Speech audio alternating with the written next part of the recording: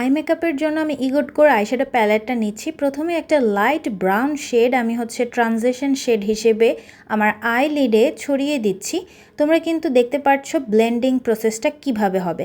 এরপর ওইটার চাইতে আর একটু ডার্ক শেডের আমি ব্রাউন আইশ্যাডো নিয়েছি, যেটা আমার আউটার কর্নার থেকে ইনার কর্নার পর্যন্ত সব জায়গায় সুন্দরভাবে স্মাচ করে দিচ্ছি।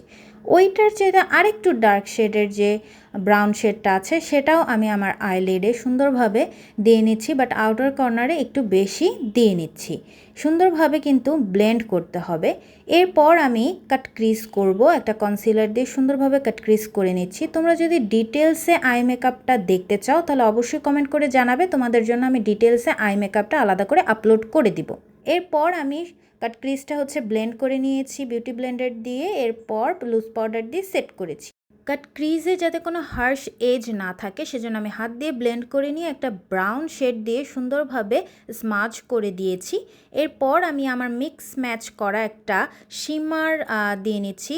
এই টেকনিকগুলো শিখতে হলে কিন্তু তোমাদেরকে জয়েন করতে হবে আমাদের অনলাইন রেকর্ডেড মেকআপ ক্লাসে, যেখানে আমি তোমাদেরকে ডিটেলসে সব কিছু শিখিয়ে দিব। তো এখন আমি লোয়ার ল্যাশ লাইনে হালকা একটু পিঙ্ক অ্যান্ড ব্রাউন মিক্স করে দিয়ে নিচ্ছি। এরপর ববের আইলাইনারটা ব্যবহার করছি। ববের আইলাইনারটা কিন্তু অনেক অনেক ভালো, একদম জেট ব্ল্যাক একটা আইলাইনার, আর পেন স্টাইলে হওয়ায় বিগিনাররাও কিন্তু সুন্দরভাবে আইলাইনার দিতে পারবে। যাদের হাত কাঁপে আইলাইনার দিতে গেলে আঁকাবাঁকা হয়ে যায়, তারা কিন্তু এই পেন স্টাইলের আইলাইনারগুলো ব্যবহার করতে পারো। এটা কিন্তু একদম কলমের মতো হওয়ায় হাত আর কাঁপে না, সুন্দরভাবে কিন্তু আইলাইনারটা দিতে পারবে। ববের মাস্কারা দিয়ে নিচ্ছি। ববের আইলাইনার অ্যান্ড মাস্কারা দুইটাই খুবই ভালো। মাস্কারাটা একটু আজকে বেশি দিব, কারণ আমি একটা লং টাইপের ল্যাশ ব্যবহার করব, যাতে ল্যাশের সাথে আমার আই ল্যাশটা সুন্দরভাবে মিক্স ম্যাচ হয়ে যায়।